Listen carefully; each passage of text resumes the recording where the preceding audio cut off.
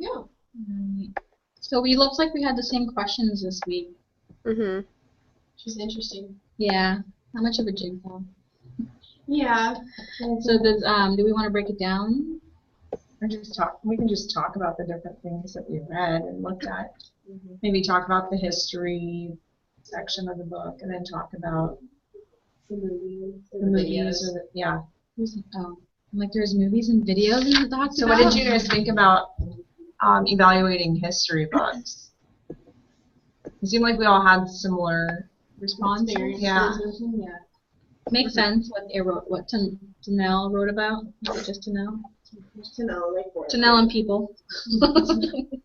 It makes sense. I can see how it would be boring when you don't put the people behind it. I mean, what makes reading fun is the story. When you get nothing but dates and things to do, it's like. Or information about like different like historical beliefs. Yeah. Like, at least I thought of all our high school textbooks. I don't remember any social studies books in elementary school. Yeah. And they were all like, oh, well, this happened on this day because this group and this group decided to, start fighting over something. But it was never like, oh, well, here's someone who's there, there's their perspective. That was always like supplemental. But then it becomes repetitive. Our history doesn't change. So when you're learning about it in 3rd grade, you're learning the same thing in 4th grade. It becomes sort of repetitive, and at that point, by high school, it's been drilled into your head. You're just like, whatever, tuning out.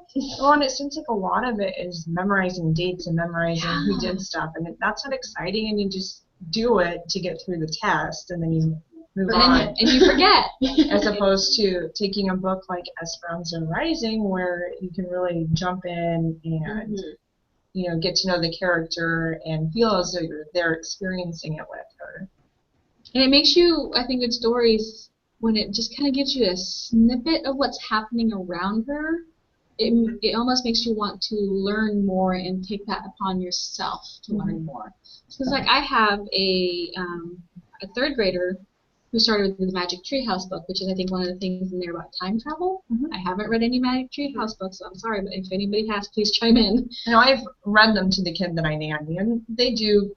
I don't know how. I haven't looked at its authenticity since going through this class. However, it does involve the kids going in a Magic Treehouse and traveling back in time Well, I think to events. I think one of them was a Pompeii story, and it got my son really into it that he wanted to learn more. So then there was this thing on Pompeii on like the History Channel, and he sat there, or and Netflix, and he sat there and watched it because of the Magic Treehouse. He took it upon himself to further his reading, because I'm like, I don't know how accurate. I told him, like, I don't know how accurate that book is. You might want to make sure what you're learning about Pompeii is true, and you're gonna have to do that with non-fiction books. Information like that. And then there's an exhibit in Seattle right now about Pompeii. I just saw it on a drive-through, and I know where we're going. So, but it opens it, I think, more when they have that connection. Definitely. And that way, it's not so boring. It's not boring. So you're not like forced to learn about things that you might not care about as much and have as much of an investment in. Whereas you find something like, they brought this up in that book, but I know nothing about it. At least you're interested. If you go to find something else, you're interested in it. So you're going to care about it more. Well, and something that Emily said, I liked how you had the question of asking, like, what was it like to be a person in that time? Because I think I never was asked that throughout history classes, and it's just, I think that could really get kids thinking about what it would have been like, and then exploring different texts to see their perspectives from that time.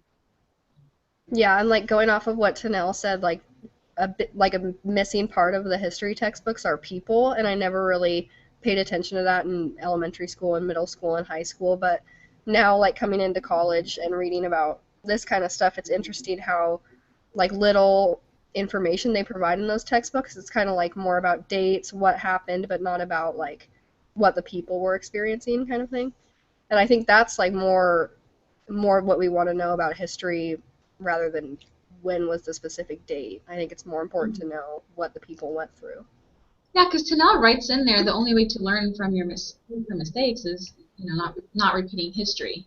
Mhm. And how are you going to do that if you don't know the No history. experiences of the people? Oh, sure. Whenever I still don't know when Columbus sailed the ocean blue. I don't have that. 1492. I still The don't. reason I know it is because it's a catchy little. But see, even Yep. with that catchy little tune, I don't memorize it. I just know he came here. Yeah. You know what I mean? So Mhm. I think dates aren't important. It's learning from any of those mistakes and what they did, and just being more human now. That will bring us to. Well, I was also, before we switch gears, remember that thing that we did in Bruce's class where we looked at all those different materials from different perspectives Yeah. during the American Revolution? Mhm. And I think I never had anything like that in history. And that, so one of our teachers brought in about 8 to 10 different resources, and they were all different perspectives during the was it the American Civil Rights?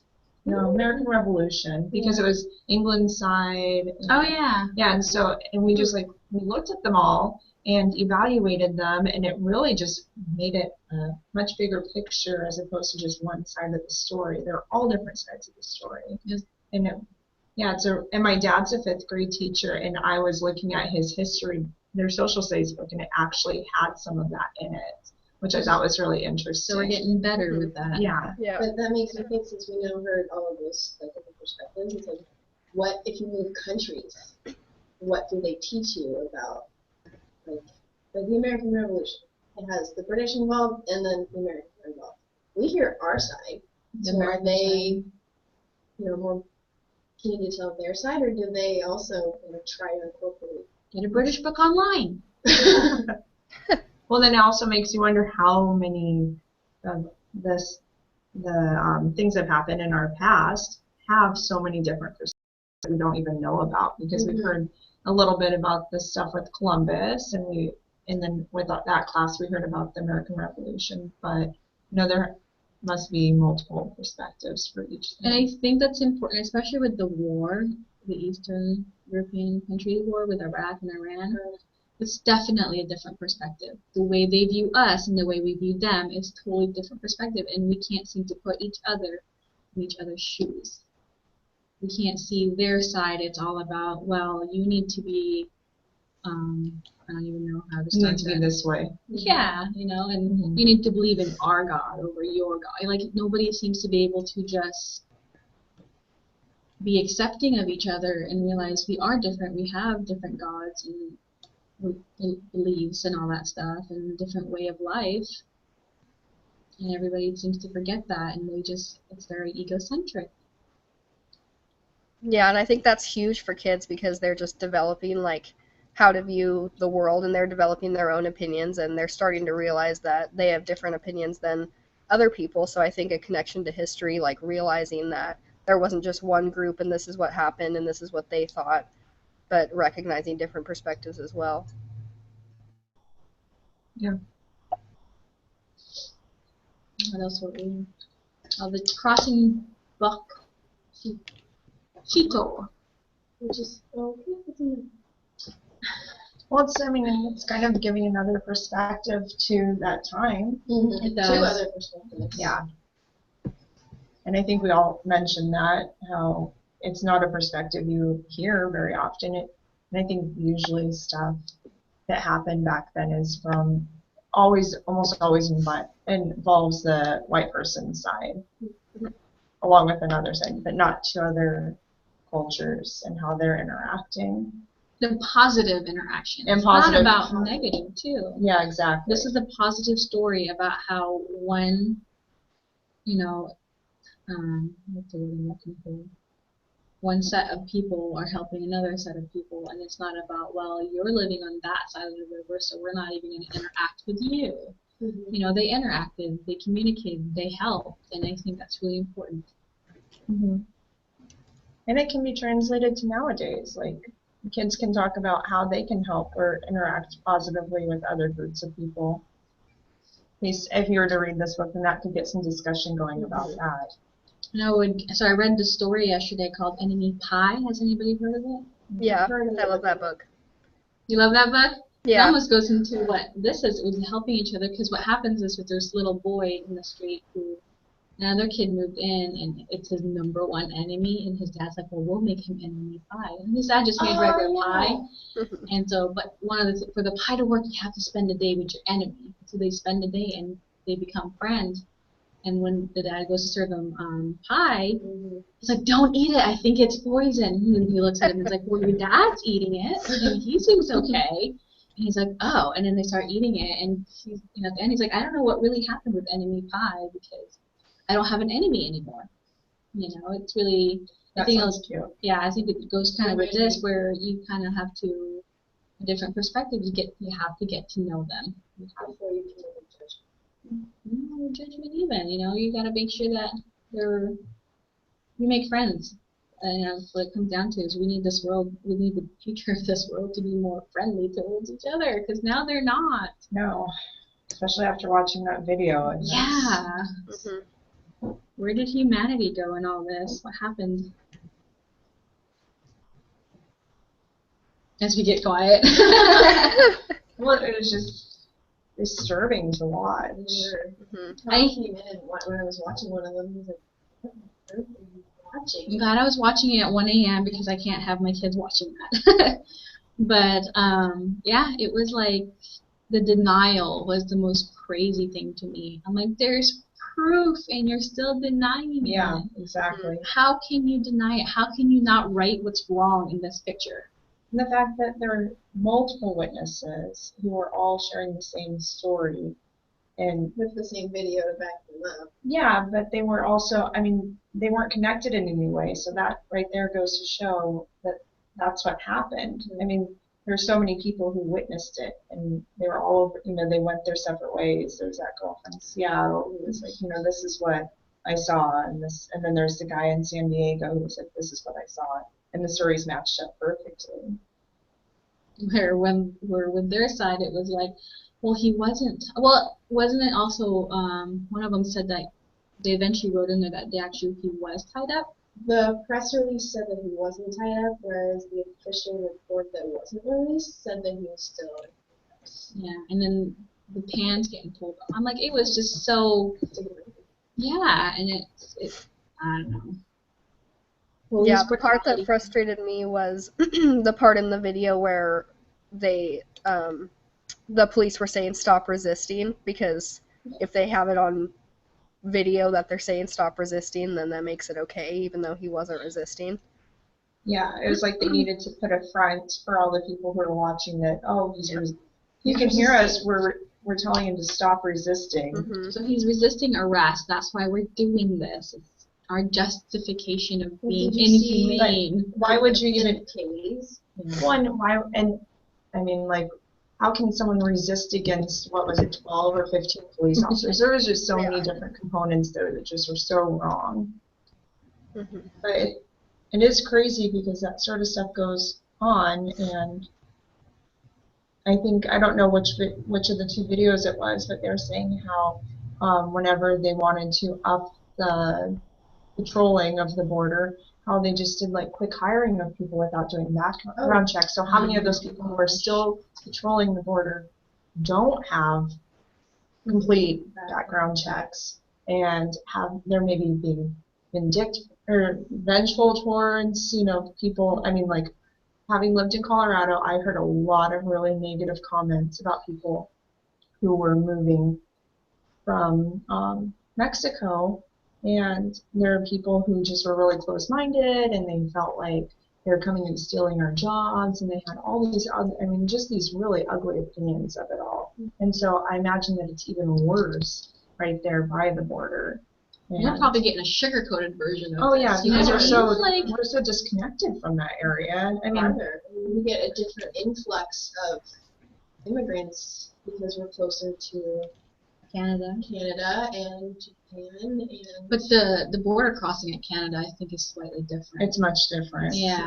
there's So no, it's like, because we have an open communication with Canada. Canada, we have a treaty, I think, that we we have have like a. some sort of agreement. But just think of that woman who was videotaping her interaction with the border guy, Ugh. and Like Do you wanna I went get up through pregnant? Canada recently, and it was like it was very official and very professional, and it's like you would never have someone So- talk to you like that. Who's guarding? So who's the border patrols and at the Canadian border? Is it Canadian? I think it's both. It's both. I think if you come from Canada, it's a Mountie, and if you go to Canada, it's a police. What's so different with the Canadian border and the History. Mexican border? I think there's animosity too that's there, and like I mean, like just the sort of people who are living in that area might have different opinions of people from Mexico coming into this country. So if we move our Canadian border people down to the Mexican border, you think they'd be the same?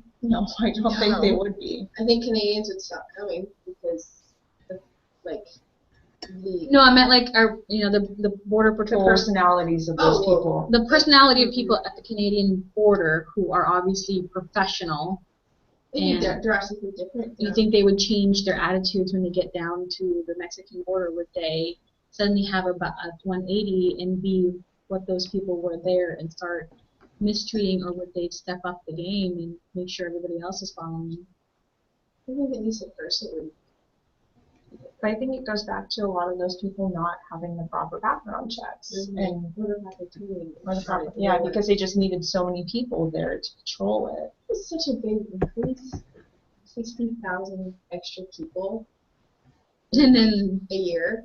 And I also think that they are treating everyone as though, I mean, or maybe there's a bigger worry about drugs coming to and from Mexico. So I think that that's one of the reasons why they might have a different attitude down there. But you can't treat everyone. well, we like, had that too in Canada with marijuana for a while, where before it was legal here, people were trying to sneak it across the border, and prescription pills. but it's probably not as big of a deal. Because Mexico is connected to Colombia and a lot of Is that- Central America. So people go from Central America through Mexico to the United States.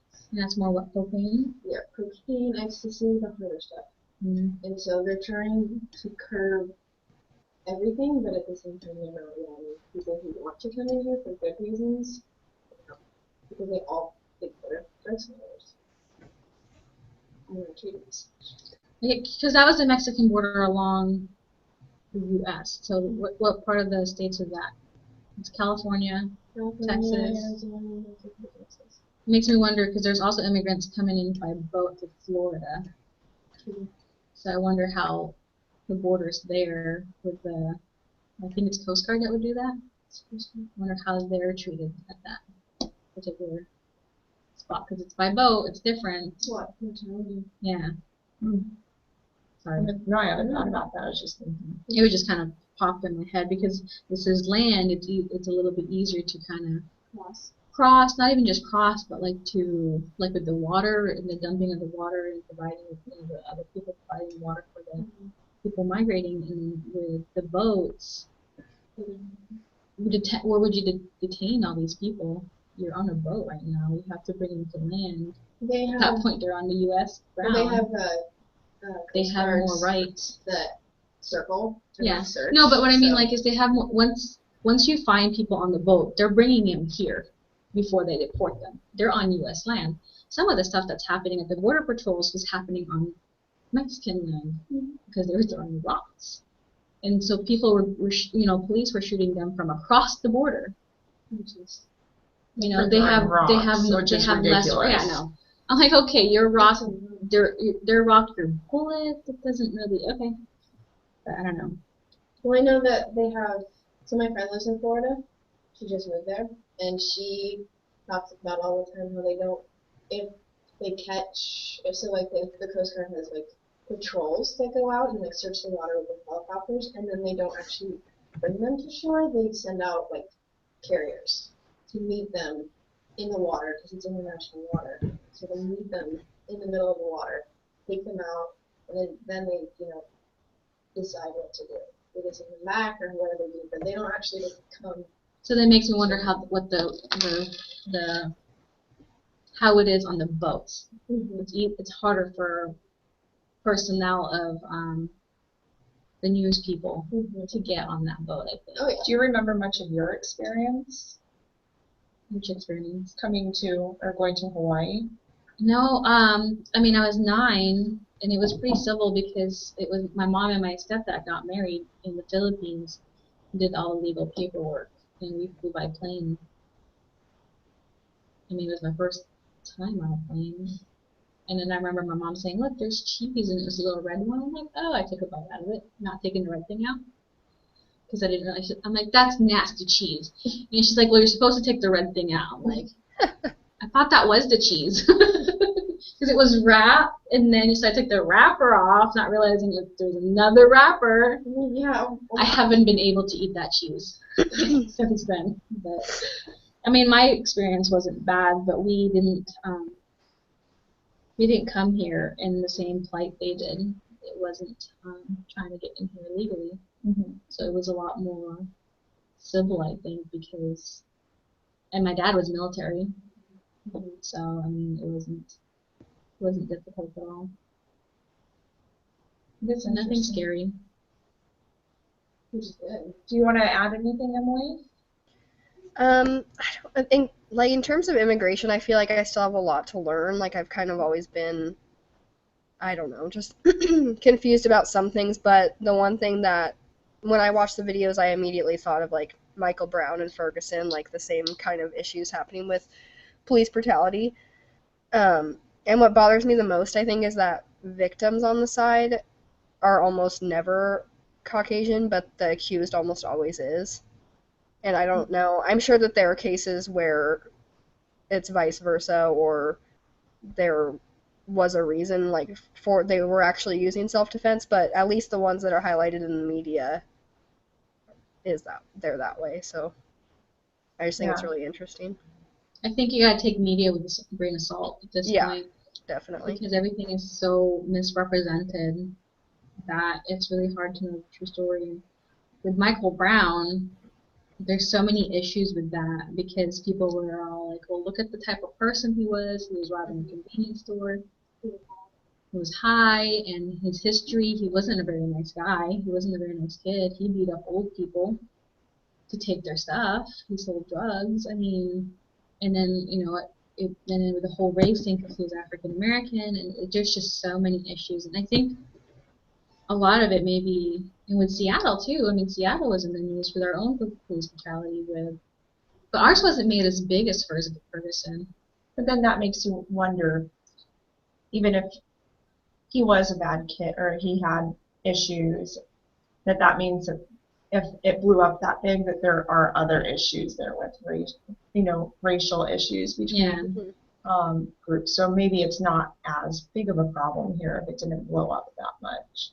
It was crazy because we had that one police brutality where the guy shot the Native American because he had a knife and Oh, yes, he I was remember that. I believe he was mentally disabled Mhm. or mental disability, and he had a knife because he carved wood. Yeah. And he didn't understand it, so that it blew up big here, but it wasn't a national headline kind of thing.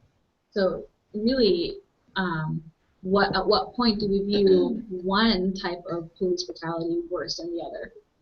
I think it also goes with where it happened, because I think race relations are more of a hot topic In the South South. than they are up here.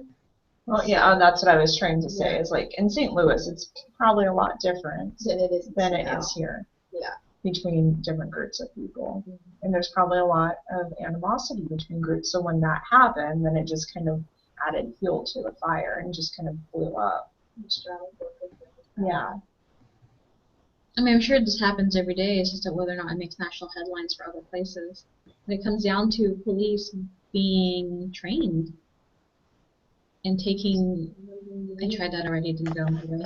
Oh. I was in the same thing. I'm like, why would I do it? But it comes, and teaching them to be.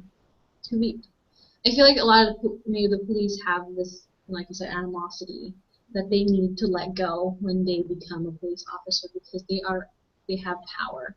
And if people maybe they get drunken with power, I don't know, but with that kind of job, they have the power. They need to be more empathetic. Mm-hmm. And I think that's probably what's happening down at the border is that are kind of drunk with that power. Like that one And guy. The one guy, He like, was creepy. you're making my job harder by providing these people water. I'm like, I'm sorry that we want to be humane, but Well, it's part of an international treaty. So it's like you're not only breaking, this law in the United States, but you're also breaking the international. Which guy are you talking about? The one who I don't remember what he was you bald.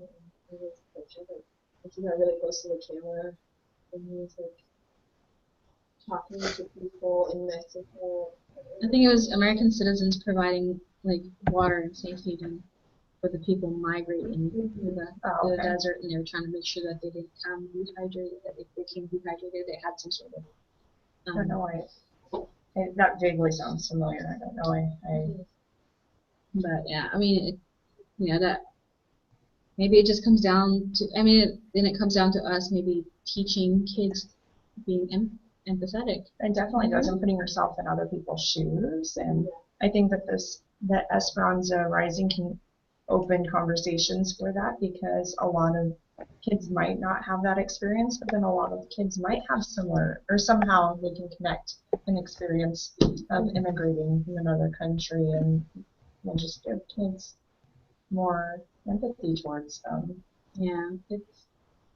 And hearing those stories, and hearing, like, one of my ex-boyfriends was from Mexico, and he immigrated when he was 8, and they went to Los Angeles, and I heard all of his stories, and they're crazy. They're nothing that you would even think of experiencing. And then he told me other stories he heard about, kids coming over, and it was just something that you never believe happens, but it does. It's just really interesting. But hearing those stories and knowing where people are coming from and why they came, and I think it just. Sorry, I'm trying to sneeze and it won't come. But yeah, I don't know. It was kind of a shock. Mm-hmm. I mean, I knew that there was problems at the borders, but I didn't realize the extent of it and how ridiculous and absurd the way they are treated. If they forget to put them in that shoe, and then it comes back to that privilege. It's almost like, well, I'm American, I was born here, I'm privileged, and I can do what I want, and you're not from this country, so you have to go back to your country, and you can't try to make it in here. Well, that's why I said that, if we look at that we're all from other countries, I mean, like, we're all descendants from other countries, so I don't think a lot of people think that way. No, definitely not. I think that there's a lot of people who think that they have a right to be here and others don't. But, yeah. So how does that help you?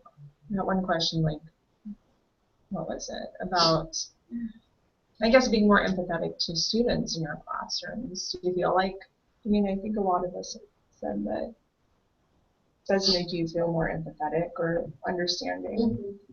I think it makes me be more open and aware of what the student might be going through, because whatever reasons they came here, there's probably someone that they left behind, and they're what they're feeling, and there's a lot of scared and being afraid and shyness that goes along with it. And with the little girl in my class who did come here from Korea, she was very shy in the beginning. She's not so shy now. She's very talkative, and she's very goofy now, and she's very the supporting classroom definitely helps with that kind of environment where people are the other kids are accepting of her and are nice, and they're with her, they want to be friends with her, and so now she's the one who constantly going, stop talking. Everything you're saying is exactly the same way that all the things I experienced with the little girl in my class who's from Russia, and yeah, she's just crossed over too. Yeah. Now she's kind of being a little mischievous. Yes. And it's like, it's driving me crazy. I'm like, be quiet a little bit too, please. She's my little trouble one, because she gets the other girl next to her going, and then the girl behind her, and then she's giggly, and it's like, it's terrible. Terrible. I mean, it's great. It's great for her. Yeah. It's terrible when I'm teaching 11. But it is good to have an idea of where they're coming from, and I think you said it where, getting to know them and getting to know their families, and it's just because you can't assume that they are all coming from the same background or situation, especially like in the book how she had this really, good life. And that's what Emily wrote too. Yeah. Mhm. I didn't really put it in that perspective. I put it in like where she was escaping from something, like her uncles and trying to better themselves. And I didn't know. Right. I didn't, you open up my eyes a little bit. Where like she was prominent there, which brings me back to me because I had a maid when I was growing up in the Philippines. I don't have a maid now. I want my maid back because I hate cleaning.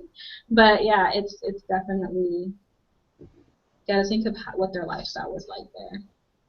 And a lot of people that I've known who have come from like Russia had engineering jobs and like had these really, they had college degrees, and then they come here, like my dad's neighbors, he's a painter now, but he was an engineer in Russia, and his wife had, she was like a nurse or something, and now she is a para educator at a school and translates for the school, but at the same time, you don't know where people are coming from. They have all sorts of situations, so you can't just base it upon what you see, because they are having to, a lot of the time, uproot their lives and almost start over in this country, so it's not very good. Pretty much they are starting over because of the fact that we don't recognize their college education there. That's crazy. Yeah. I'd be mad. It happens a lot. It makes you wonder if you go to a different country. I think they recognize ours. I'm sure. I'll find a pen pal somewhere.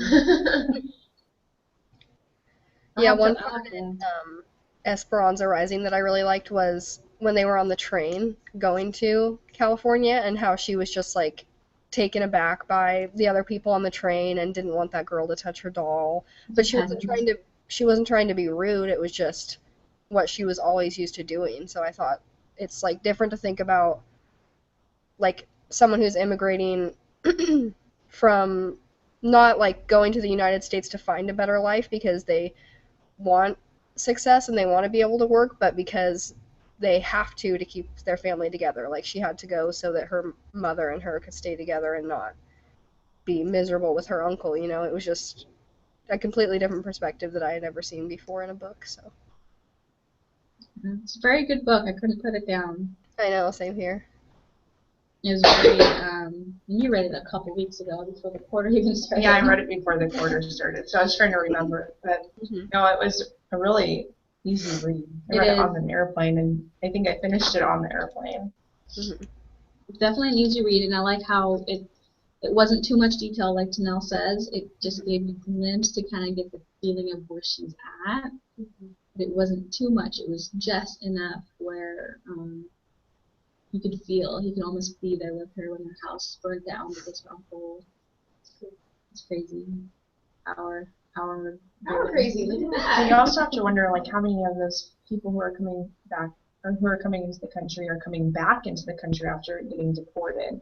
Because in the book, there was a group of protesters, and they're all just popped right on a bus and deported back to Mexico. So. Oh yeah, during the when they were in California, right? When they were trying to get better wages. Yep. And so, and that's why that guy was coming back into the United States, because he had been deported and his family was in California and San Diego, and so that's why he was initially struggling. He didn't want to be put back in the van because his family was here, and it's like looking at, he'd been here for a long time. Yeah, and he had gotten in trouble for something, correct? And then and that probably happens all the time, like that article about the gangs, and how there are a lot of the time there are generations that have grown up here, and they're like the M16, I don't know what the gang is. It's all over the United States, and then they get in trouble, or they get arrested, and they get deported back to Central America, and then they start problems there. And in certain countries, if you escape and you get deported back, you get killed. Oh yeah. So I mean, I think I'm not sure about the new law that Obama passed recently, but I don't think if they've been here a long time they can get deported. there's something about 10 years or more. Yeah, so that's kind of nice that they don't have that fear, but they'll still have that fear until they reach that milestone mark. And how do you prove it? Well, imagine like if your parents brought you here when you were little, but they didn't get the correct paperwork, and you grew up here and you're 19 or 20, and you came here when you were an infant, and then you get deported back. I mean, I was thinking about that. Like, imagine being deported back to a country where I've heard that has happened, and they don't even speak the language very well. So, I have a friend who's from Korea. He took, this was 2010. He was 18, and he didn't have his license. He didn't have a visa. He had been in green card limbo for 12 years. And it's like, if it takes this long to get, a child who shouldn't have that much paperwork and that much history to get, American citizenship in this country, how long is it going to take for people who do have a history that they have to go through the background check? And what about those people who who are in that limbo? It's like, well, I have, this identification that says I live here, but it might not be enough to say, oh, you can stay. It's just interesting. I didn't even realize it kept going for that long. A lot of it too is many of them don't know the laws. So I came here, 9. I was legal immigrant, so I had the little green alien card that says I was allowed to be here. Then I turned, when it didn't expire, it literally has a picture of me when I was 6, and they took it away from me when I got my citizenship. But I remember when it was expiring, and my mom's like, oh, we need to go update that. And I'm like, but I've been here like 12 years. I'm like, you can either renew it or you can just get your citizenship. It was cheaper to renew, but I went and got my citizenship anyways. And then I was like, but I didn't do it till after it expired. So I was like, what's going to happen? You don't know the laws. Mm-hmm. A lot of it is you're afraid to find out what the laws are, because what if you find out and all of a sudden they're deporting you? And even when I was in there and they have to do interviews with you, it's very intimidating trying to get. Oh yeah, imagine so. So like I went in there and they have you all these questions about the U.S. government. Mm-hmm. I'm like, I didn't even know those in high school. How am I going to know Well, them? at our high school, we had to take the American citizenship test as part of our government class. I don't know if you remember this, but I barely passed it. So I imagine, and you had lots of years of I learned lots of dates and lots of people over Yeah. years of school. During my interview, they asked me questions about who the current president is and who the Secretary of State was. I'm like, the president's like whoever, I think it was Bush back then. I'm like, that's the president. I don't know who the Secretary of State is. Nope, I don't know that one either. Nope, I don't know that one. They stamped it, and it's like they weren't really, I don't know, I think they're very lenient because they realize what age I came here. Mm-hmm. And then at that point I was married to Chad. So I'm like, well, either way I'm here because, I'm married to an American. You're here. So, but it was still a scary process. And imagine if it was scary for you. He's been here for years. How scary it is for people who haven't. Mm-hmm. I haven't even looked at it. And the fact that they're asking questions that people who have been born and raised here don't know. Like that one border crossing video about that kid who'd been here for 18 years and a guy. Mm-hmm. He'd been here for 18 years. And then he got sent back. And he didn't even sound like he was on one day in Mexico. He sounded like an American. I wonder if they looked at him as a tourist. Like, oh, here's an American tourist again. And he's like, nope, I'm stuck here permanently. You know what I mean? Like, that must be hard too, to be in that opposite. And I think people just, it comes back to just being more aware of the people around you. Emily? As we get quiet again. I don't know. I don't really have anything else to add on that, but I did have a question about the Back to the Crossing Bok Cheeto book. I was looking at the websites with the discussion questions, Mm-hmm. And I thought it was really interesting, like, to talk about ethnic invisibility, like how they appear invisible to the white people in the book. But I was curious, like, how you think you would bring it up in your classroom, because that's kind of an intense topic, and I don't know if students would really grasp onto that. So I was just curious what you guys thought, because I think it's definitely important to talk about that, but I didn't know how that would go. So this might seem like a silly question. Can someone explain to me ethnic invisibility? Well, it's, I guess just by, was it when they put their heads down and just walked by? No, yeah, I get Like that not part, standing out, like just kind of blending in with, I don't know. So, I mean, like, is ethnic invisibility where a certain ethnicity is able to just tune out another ethnicity because of, I mean, what makes it ethnic invisibility, I guess is what I'm going at. I mean, I Yeah, get the book. I saw the part in the book where they put their head down and they walk past, and then even when they're trying to escape, or all of a sudden they walk slow. Maybe the white people don't pay attention to them unless they're standing out for some reason. Mm. So therefore they're invisible to them. I'm wondering if it could be something that could be brought up with older students and yeah. Just definitely, it's advanced level discussion question. And I think a good way for students to start thinking about stuff is if any of them felt comfortable sharing anything that they've experienced. Mm-hmm. Kind of like what we've been doing, you know, like you sharing your experiences, then it allows others to have better grasp of what it means, even if they haven't experienced it, and then that can just lead into a discussion. But it would be kind of a hard thing to bring out. I can see that topic being very, that discussion being very quiet. Especially since I know a lot of people are, especially when you have fear, and tell their stories, where they can be, because they could be here. And that's when it comes to creating an environment in your classroom that's comfortable, where people aren't going to judge you. Yeah. That's a hard one. I think to have those conversations, that's the first and foremost thing, is to just create a really positive environment that kids feel comfortable sharing if they want to, and not forcing anyone to share anything that they're uncomfortable sharing, but like it's a non-judgmental place where people should feel comfortable. Mm-hmm.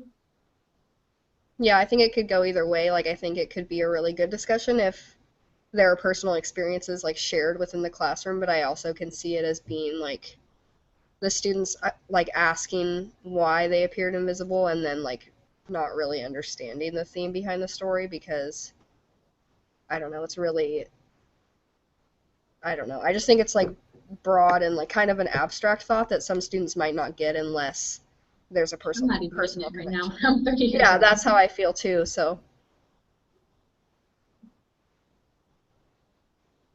I mean, I know. It could also be that, what's that we're talking about, or you don't pay attention, that you don't see any color. Yeah. Color blindness.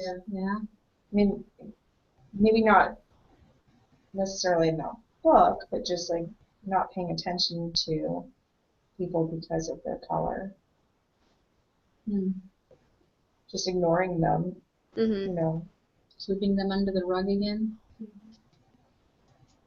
That's a hard topic to bring up. It's very abstract for kids. It's abstract for me. Yeah. I'm still trying to wrap my mind around it, trying to think of how I can address that. Mm-hmm.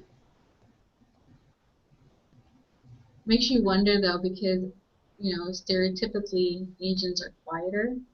You know, it makes you wonder. Maybe they do that to be more invisible, and they don't want to stand out more.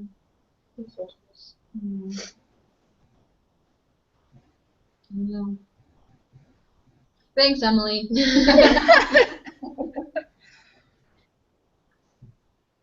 So anything else that we should touch on before we wrap it up? I don't know. I really like this book, though. I did too. Did anybody know what grade level you can start having kids read this? Oh, yeah. I'd say probably 5th or 6th. Yeah, I think one of my roommates read it in 5th grade. I'm pretty sure I've seen it on a book list for middle school kids. Mm-hmm. There's a girl that I nannies in 8th grade, and when she was in 6th grade, she brought home a summer reading list, and I think this is on it, and so was The House of the Scorpion. Oh. But that was for 8th graders. Mhm. Yeah, that one's a very.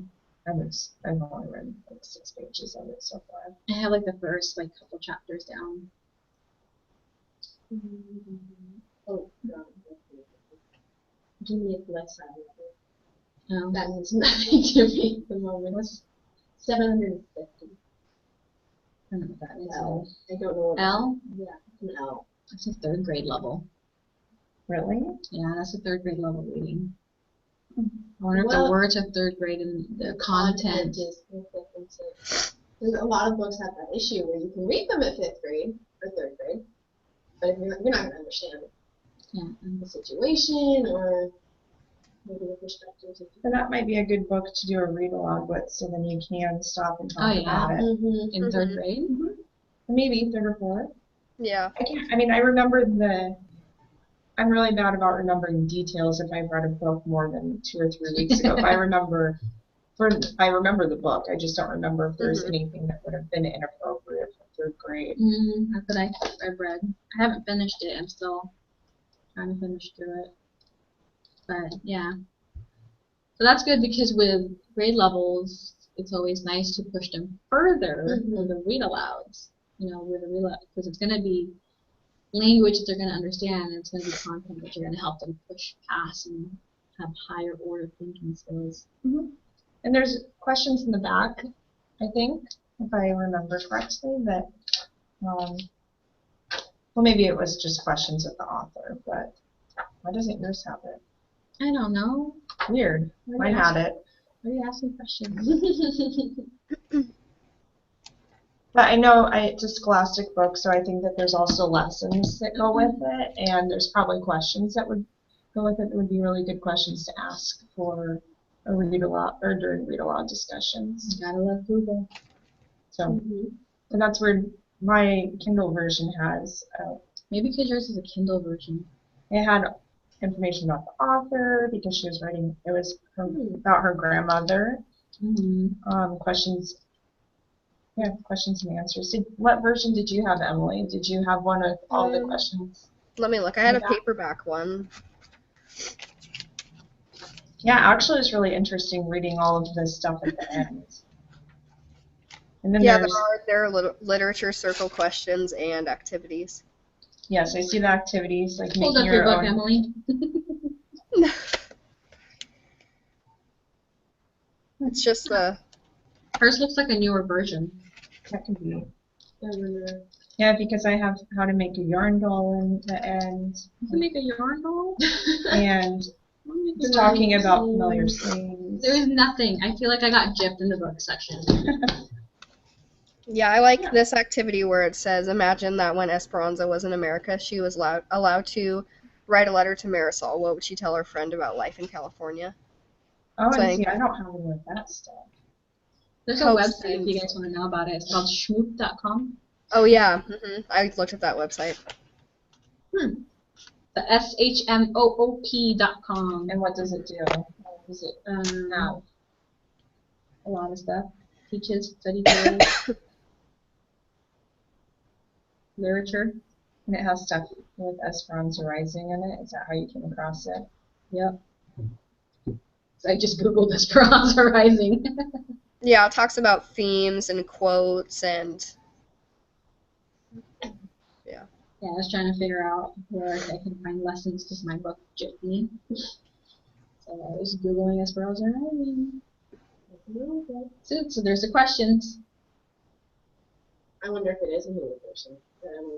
I know, that's what I'm curious too. Yeah, mine doesn't have any of the questions that she was just talking about, so maybe it's even newer than my version. Which is weird.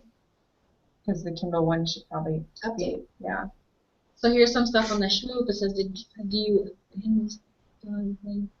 you ever hear about immigration in the news? What's all the hubbub about? What are some of the debates going on about immigration to the United States? That's pretty much what we've been talking about. So yeah, so it can I think that you can really tweak it for different grade levels. So is there anything else before we wrap up? I think so. We touched on the videos. We touched on the.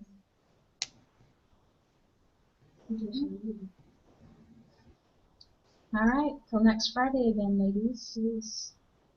Okay. Feel better. Yeah. Thank feel you. better. Have a good weekend. Thanks, you too. Bye.